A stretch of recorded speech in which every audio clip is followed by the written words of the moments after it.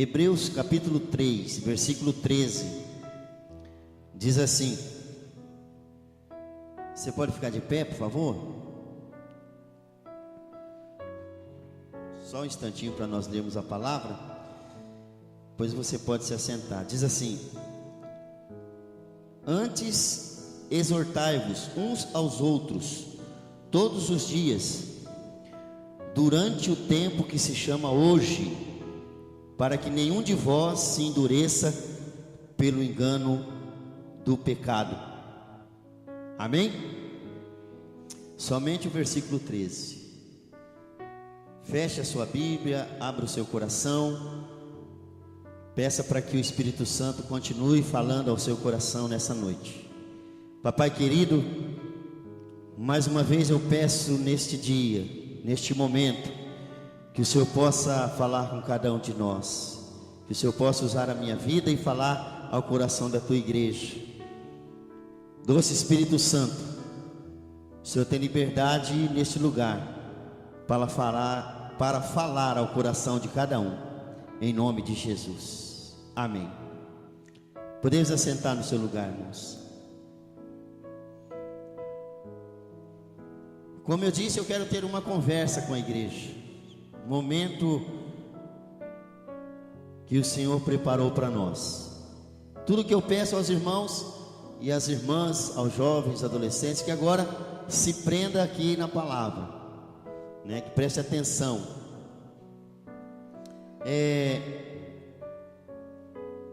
Hoje, culto de missões, aonde nós vamos estar orando. Não que nós não temos orado sim, constantemente, mas nós vamos orar especificamente pela cidade de Água Clara, pelo estado de Mato Grosso do Sul, pela nação brasileira, pelo Brasil. A igreja quadrangular está num propósito, né? Desde o mês de outubro de 2017, vai até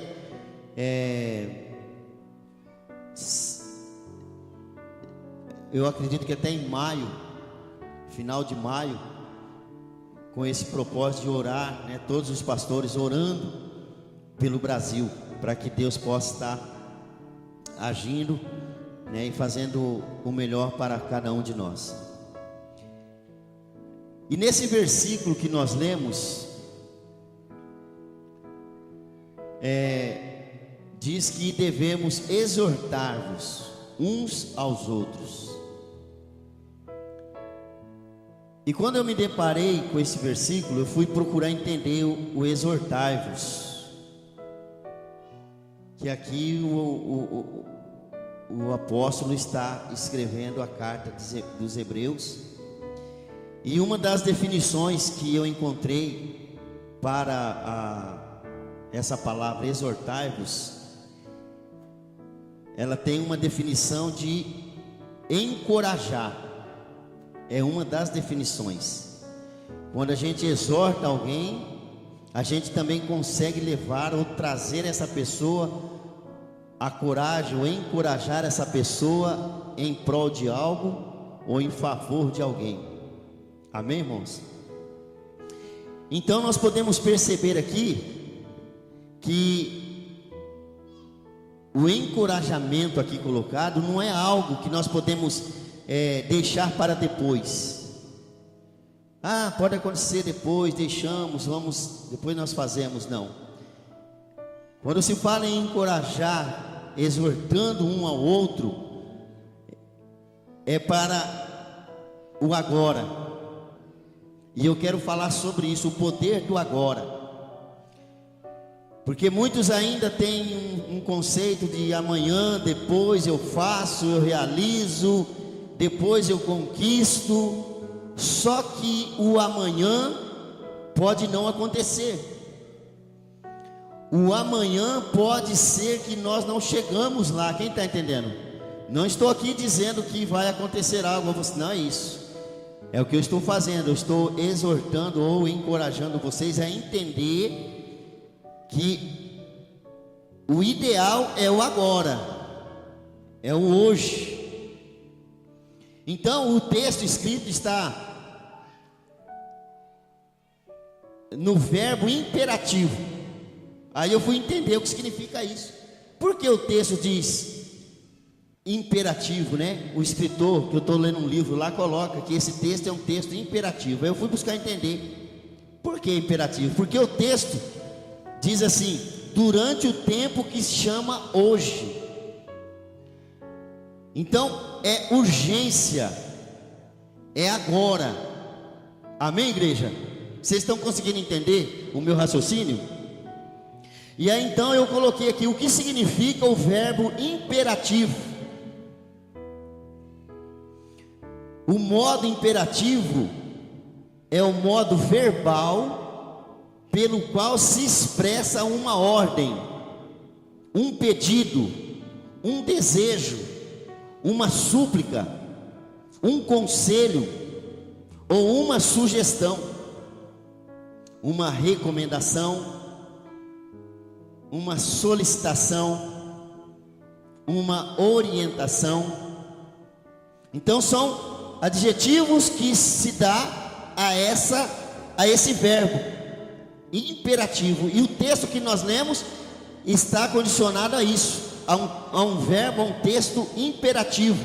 Então, irmãos, Deus, através do escritor aos Hebreus, exige do seu povo um encorajamento.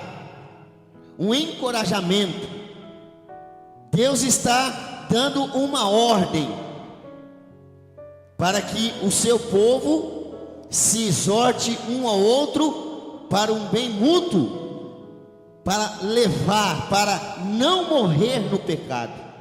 Deus está exigindo isso da igreja. Quem está entendendo? O significado de encorajar mútuo é algo que acontece reciprocamente entre duas ou mais pessoas. É algo que acontece na unidade.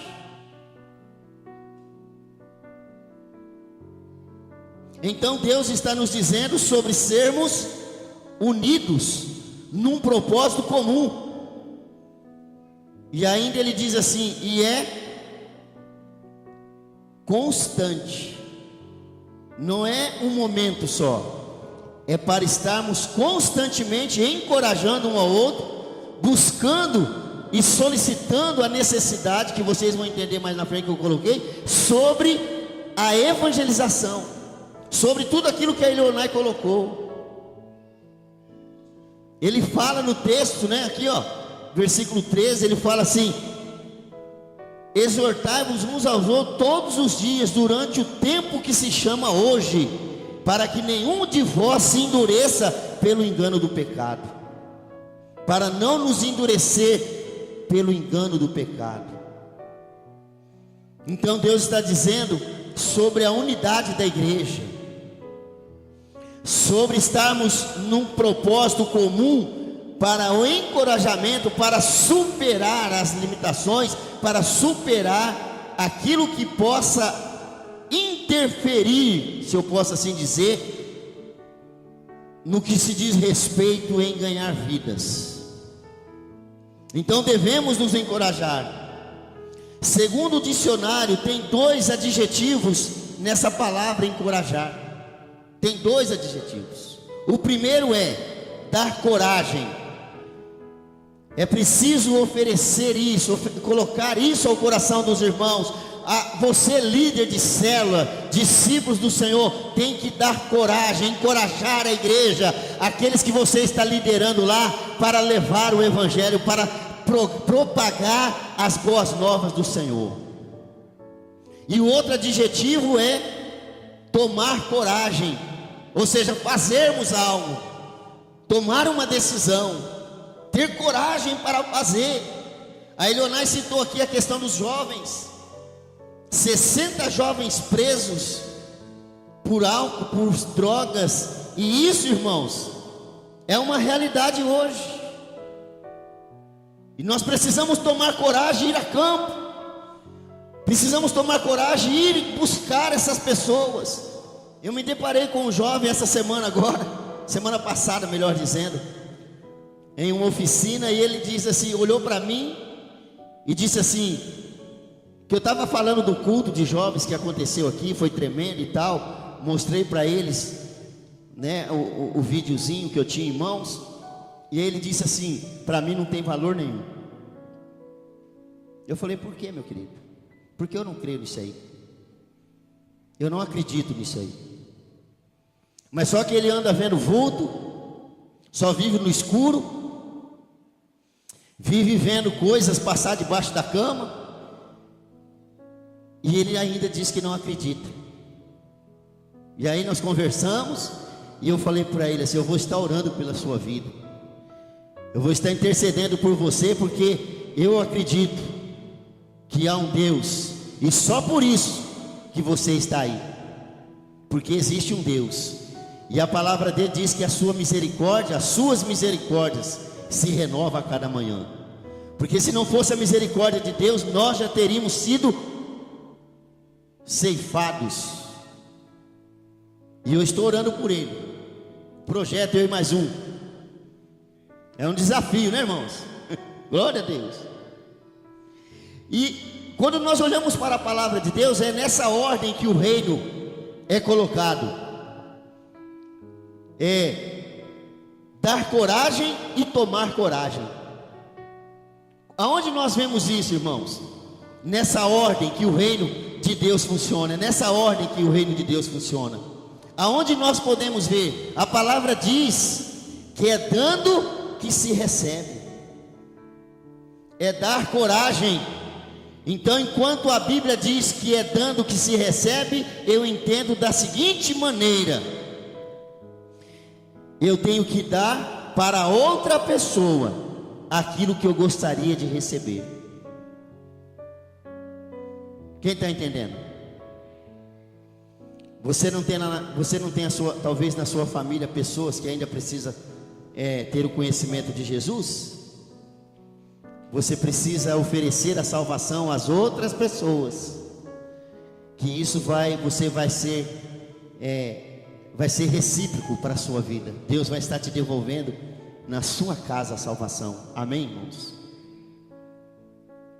Então, queridos, eu tenho que dar para outra pessoa aquilo que eu gostaria de receber.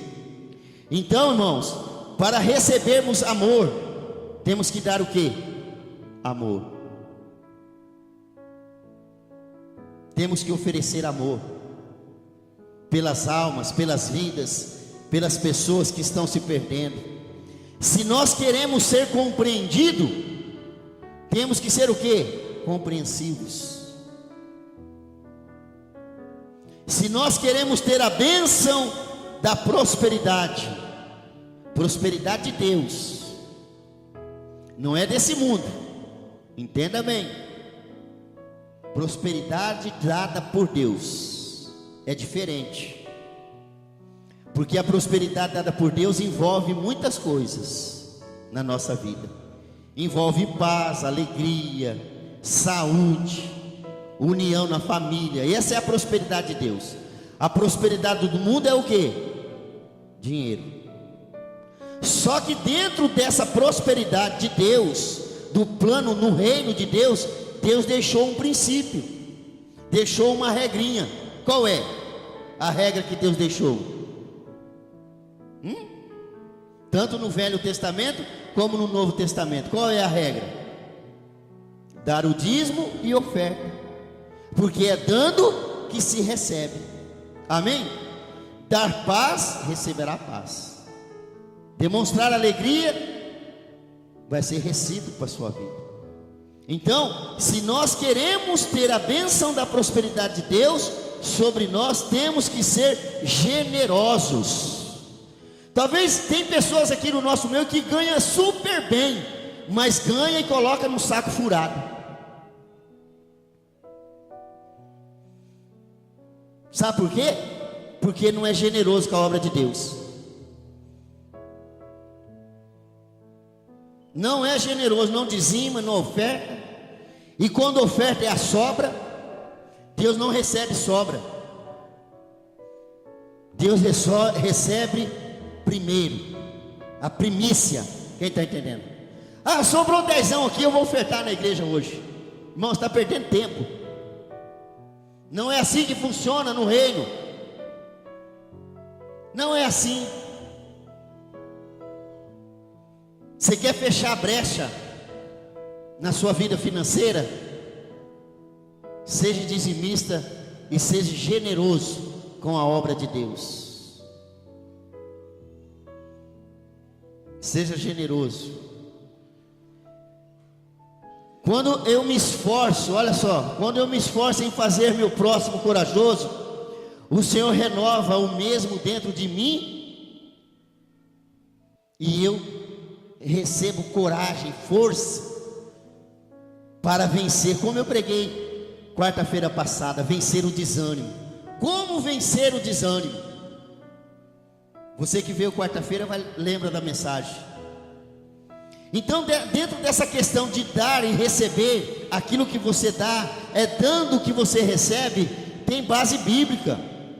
Não é um conto de fada, não é o pastor que está inventando, irmão.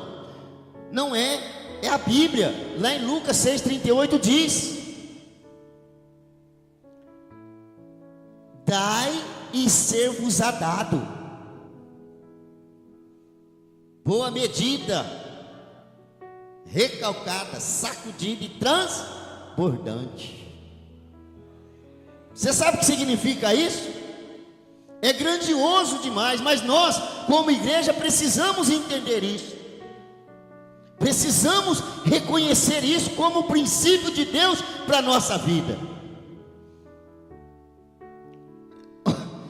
Deus colocou algo no meu coração aqui. Eu lá passei a tarde inteirinha, desde 1h30 mais ou menos, né? Eu fui para o meu quarto. Talvez você veja eu lendo aqui, irmão, mas foi tudo o que escrevi. Eu escrevo para não esquecer, porque o Espírito Santo vai falando e eu vou colocando, para mim não esquecer, para passar para vocês. Então, Deus, Ele deixou esses princípios para que os seus filhos obedientes, que são como vocês, amém? Seguirem e o colocarem em prática. Então repita comigo assim, ó, bem forte: é dando. Não. Bem forte: é dando que se recebe. Repita de novo: é dando.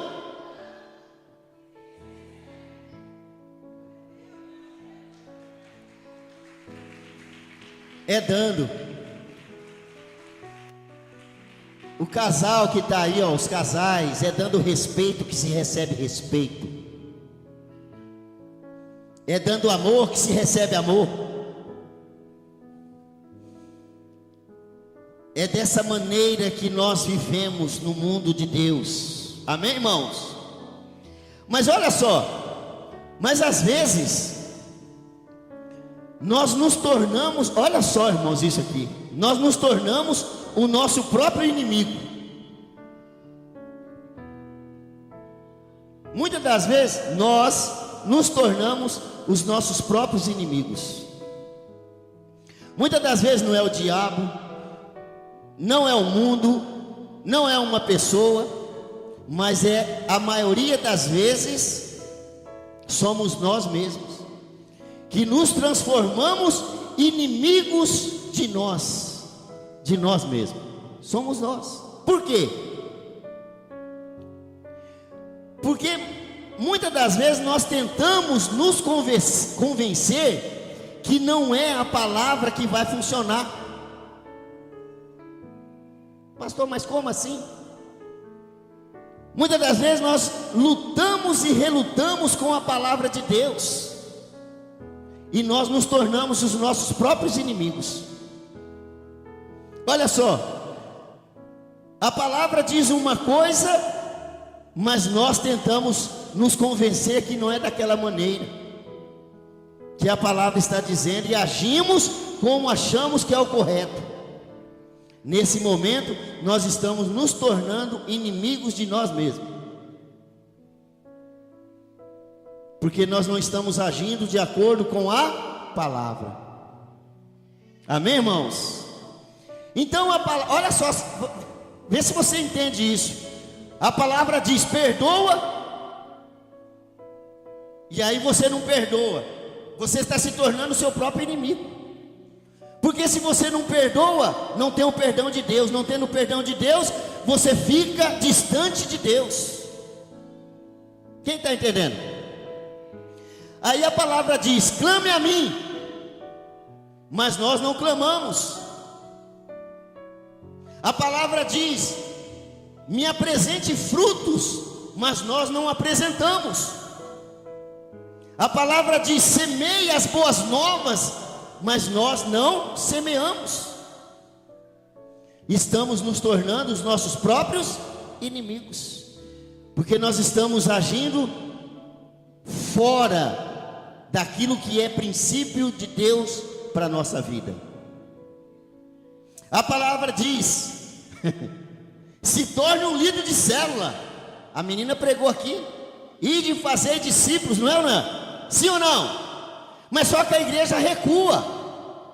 A igreja não aceita. Tem pessoas que até hoje não aceitam a célula. Você está sendo o seu próprio inimigo. Meu irmão. Porque célula é lugar de bênção. Célula é lugar de relacionamento abençoado. Célula é lugar de encorajamento. Célula é lugar de pregar a fé de Cristo. Célula é lugar de cura. Célula é lugar de restauração. Célula é lugar de avivamento. Célula é lugar de salvação. Célula é lugar de relacionamento entre pessoas. E é isso que a palavra mostra para a igreja. Nós devemos estar em comunhão, no partir do pão, na palavra e nos ensinamentos dos apóstolos, dos líderes de célula, irmãos. Mas a palavra diz: se torne um líder, se torne um frequente de célula. E a igreja não atenta para a palavra, não quer. Quantas vezes nós convidamos a pessoa: vai na célula porque é bênção para a sua vida, você vai ser instruído na palavra de Deus, você vai orar junto com os irmãos. E muitos infelizmente não vão. Está se tornando inimigo dele próprio. Nem é o diabo. Tem pessoas, olha isso aqui. Tem pessoa que o diabo não precisa nem agir, ele se destrói sozinho. Aí você fala: se é possível? É. Sabe por quê? Porque eu tenho base bíblica. A Bíblia fala no livro de Lucas que o Senhor Jesus, Ele nos deu autoridade e poder sobre as potestades, os principais do mal. Quem está entendendo? A Bíblia diz também que nós fomos selados com o sangue do Cordeiro. Então, a partir do momento, eu tenho em meu coração que a partir do momento que nós aceitamos Jesus, o diabo não pode nos tocar. Quem crê nisso? A não ser que eu dê brecha. Se eu der brecha, ele vai tocar. Mas se você viver em comunhão com Deus, em fidelidade com o Senhor, buscando a santidade, em nome de Jesus, o diabo não toca. Então muitas das vezes acontece coisa na sua vida, porque você próprio busca isso para você. Você próprio busca. O diabo não pode tocar, mas você se permite agir de forma errada. Amém? E muitas das vezes nós nos relutamos em obedecer a palavra. A igreja brasileira hoje passa por um momento difícil. No geral, em relação ao que nós estamos falando aqui hoje. Devido ao tempo, devido às coisas que ocorrem, devido à correria do dia a dia, a igreja hoje vive isso. Eu posso dizer, esfriamento na questão que se diz respeito a vidas, a pessoas, a irem em busca, a lutarem, a fazer em prol daquele que necessita. Porque a igreja hoje age, irmãos, infelizmente, de acordo com aquilo que é conveniente a ele, só o que convém. A igreja brasileira vive nessa situação. E por isso há uma frieza que se estabelece sobre a igreja. Mas eu quero dizer, Deus, não é essa a vontade de Deus. Não é a vontade de Deus que a igreja permaneça dessa maneira. É tempo de mudança, amém, irmãos? A igreja precisa acordar. É momento de mudanças. Nós estamos lutando para isso, para mudar, para quebrar os paradigmas da igreja. Mas para isso a igreja precisa adotar também esse pensamento, ter esse mesmo raciocínio. Se é tempo de mudança, há dificuldade. Quem foi que falou aqui negócio de mudança dá trabalho? Eu não lembro agora. Falaram sobre isso. Ah, verdade. O coordenador de células regional falou isso. Para mudança, ninguém gosta de mudança porque dá trabalho. É difícil, meu irmão. É difícil você vir na escola de líderes. É difícil você orar na sexta-feira. É difícil você ir na casa do irmão para orar junto com os homens. É difícil, mas é preciso mudar. Nós precisamos mudar a realidade da igreja, irmãos. Mas quando eu falo mudança, é a igreja que precisa mudar. É você, meu querido, é você, meu irmão. É você, meu irmão. A mudança começa em nós. Não adianta, lembra no início do ano, quem participou no início do ano, eu disse assim, irmãos, o ano de 2018 vai ser bênção, vai ser melhor. Mas só se nós continuarmos da mesma maneira de 2017, não vai acontecer nada. É preciso fazer algo diferente, meu querido. É preciso fazer algo diferente, minha querida. Meu irmão, 20 anos, 15 anos de igreja, 30 anos de igreja, e continua a mesma coisa, as mesmas situações, as mesmas dificuldades. O que acontece? Será que Deus mudou? Não. A palavra diz que Ele, Hebreus 13, 8, Ele diz assim: Ele é o mesmo ontem, Ele é o mesmo hoje e será eternamente. Deus não mudou, somos nós que precisamos mudar. É tempo de mudanças. Nós precisamos, igreja, ei, olha para mim. Temos que viver o evangelho pleno, o evangelho verdadeiro, meu irmão. Hoje nós louvamos a Deus que nós vivemos num país livre ainda é laico. Todas as religiões têm acesso livre nos jornais, na televisão, no rádio, nas ruas. E o que nós temos feito e aproveitado a quanto a isso? O que nós temos feito? Nós estamos vendo, irmãos, pessoas que não professam a nossa fé ganhando terreno, e nós estamos passivos, olhando e não fazemos nada. É preciso a igreja acordar. Quando eu falo igreja, são as pessoas, somos nós. Para vivermos a palavra, temos que ganhar almas até a volta de Jesus Cristo, porque essa é a nossa missão.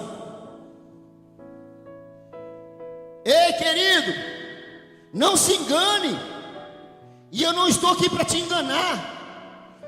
Jesus Cristo morreu, meu irmão, sim, mas ressuscitou, mas por um objetivo. Qual era? Qual foi o objetivo de Jesus? Morrer e ressuscitar ao terceiro dia. Ganhar as vidas, resgatar as vidas. E esse é o objetivo nosso, irmãos. Ganhar almas. Quem está entendendo? Não fosse vós que me escolhesse, mas eu escolhi a vós, para que vades e deis frutos, e esses frutos permaneçam. Temos que ganhar e temos que cuidar. Quem ama ganha, e quem ganha cuida. Quem ama aqui as almas? é preciso cuidar também. Então nós precisamos viver essa missão que foi condicionada a nós, porque a finalidade do Evangelho é isso, é ganhar almas, é ganhar vidas, amém? Então, nós podemos mudar essa realidade. Eu estava passando quarta-feira do lado da igreja católica, não tem nada contra os católicos, mas eu me lembro que o meu pai na fé, pastor Paulo de Tarso, pai na fé no ministério, amém? Ministerial, porque quem me batizou foi um outro pastor, pastor Nilson Peregrini. Mas o meu pai na fé ministerial, que me lançou para o ministério, era Paulo de Tarso Sarmento. Ele dizia assim: todas as vezes que você estiver numa cidade e você passar do lado da igreja católica, ela estiver cheia, é porque você ainda não fez nada, precisa trabalhar. Quem entendeu? Porque a igreja católica cheia é sinal que eles não estão ouvindo a verdade. Porque quando a pessoa ouve a verdade liberta. A verdade tira da escravidão. E infelizmente são pessoas de boa índole, são pessoas que a gente pode contar muitas das vezes, mas infelizmente eles adoram coisas que não é agradável a Deus. Tem algumas coisas que eles fazem ainda que não condiz com a verdade, amém, irmãos? Só por isso, se eles mudarem o pensamento, mudarem a maneira de pregar, mudarem a maneira de agir, eles podem também ter a salvação, tirar tudo aquilo que não pertence àquele local. Você sabe, eu não quero dizer aqui, não quero entrar nesse detalhe, mas você sabe, se eles limparem o templo e adorar verdadeiramente Deus, eles têm a salvação, aceitar Jesus. Mas nós sabemos que isso pode até acontecer, mas é muito difícil, porque é um meio que eles têm para manter financeiramente, com a venda. Então é muito difícil eles mudarem essa tradição. Então nós que temos que mudar essa realidade, amém? Nós temos que ir lá pregar o Evangelho, nós temos que abrir células, fazer casa de paz, nós temos que orar, nós temos que jejuar, nós temos que levar a verdade a esse povo. A Eleonai trouxe aqui uma estatística, que ela disse que Água Clara está entre 14 a 16 mil habitantes, e dentro desses 16 mil, só 3 mil pessoas conhecem a verdade. Isso não quer dizer que estão frequentando a igreja, conhece. Ou seja, ainda tem 13 mil habitantes de Água Clara que ainda estão na ignorância da fé. E aí nós olhamos para nós, e Jesus diz assim: olha, eu considero vocês a luz dessa cidade. Olha, eu olho para vocês e eu considero vocês o sal dessa terra. Então, irmãos, vamos como cristãos, como filhos de Deus, valorizar isso, realmente lutar em prol daquilo que é o essencial, que é ganhar vidas, que é ganhar almas. Você pode ter certeza que o Todo-Poderoso, aquele que cura, aquele que liberta, aquele que salva, aquele que tira os variados vícios de um homem, ele tem poder para isso. Quando você apresentar uma alma para ele, meu irmão,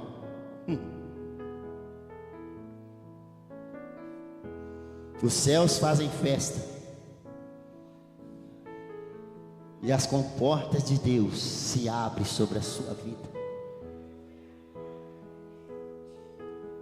A glória de Deus se manifesta em seu favor.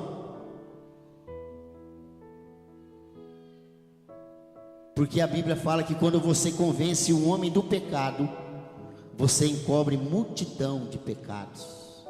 Você liberta essa vida, ele vai ter uma nova vida. Quem está entendendo? Meu irmão, olha só, eu coloquei aqui, ó: seja um trabalhador de Cristo. A seara é grande, mas poucos são os ceifeiros. Não seja um cristão que quer só engordar na gordura, só comer a gordura. É preciso lutar para o momento do sacrifício também. Se sacrificar para ter a gordura depois.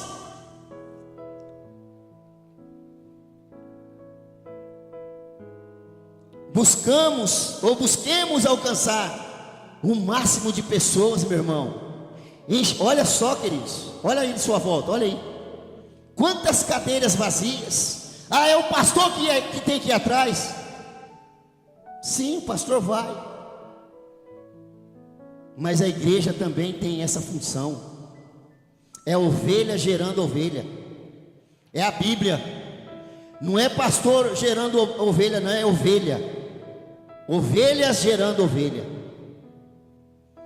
Queridos, nós não podemos ser omissos, porque omissão de socorro é contra a lei, é crime. Quando uma pessoa atropela uma pessoa e ele foge, ele omitiu o socorro. Isso pesa na lei? Pesa para ele? É crime ou não é? Mas se ele atropela a pessoa, vai lá, mesmo que ele vai responder um processo, mas é menor. Ou seja, no mundo espiritual é a mesma coisa. Quem está entendendo? Quando nós omitimos socorro, meu irmão, em nossa volta tem alma sangrando, em nossa volta tem pessoas morrendo, meu irmão, tem pessoas sendo atropeladas sem perdão pelo diabo, tem pessoas sendo devastadas, famílias inteiras sendo devastadas pelo diabo. E nós estamos sendo omissos quando nós deixamos de entender esse princípio de levar o evangelho, de ter um preparo para fazer acontecer o evangelho das boas novas. Você está sendo omisso, igreja. A igreja não pode se omitir, porque isso é crime. A palavra de Deus diz: quando nós sabemos que devemos fazer o bem e nós não fazemos, nós estamos pecando. A igreja não pode estar em pecado.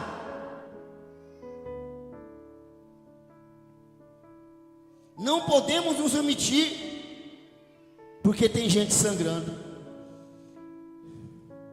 tem gente precisando de socorro aí fora, meu irmão. Temos que o mais rápido possível, como igreja, nos organizar e buscar os feridos e caídos aí fora.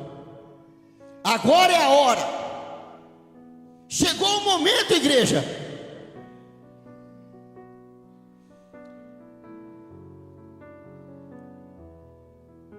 É hora de nós cumprirmos o nosso chamado, de cumprirmos a nossa missão. É agora. É hoje. Quem está entendendo, diga amém. Agora, queridos, nós seremos um canal de Deus aqui em Água Clara. Nós seremos a boca de Deus aqui em Água Clara, amém? Para ganhar almas e cuidar bem delas, levar ela para as células, trazer ela para a oração, ligar para ela: como que você está? Tem que ter cuidado, igreja. Você precisa cuidar daquela pessoa que é sua amiga, que você trouxe para a igreja. Você precisa formalizar com ela um relacionamento estreito. E isso, queridos, vai fazer a grande diferença. Isso vai fazer com que nós esvaziamos o inferno. Quem crê? Vamos aplaudir Jesus então. E vamos encher o céu, em nome de Jesus, para a glória de Deus. Agora é o momento. Não espere amanhã. Não podemos deixar para depois. Esse é o tempo, amém? É tempo de novas células abertas. É tempo de multiplicar os discípulos, de conduzirmos as vidas à santidade, de levarmos as vidas ao temor de Deus. É momento. Vamos nos conscientizar, irmãos, disso. Deus precisa de você. E esse é o momento de despertar para um grande avivamento, de ganhar almas, de ganhar vidas.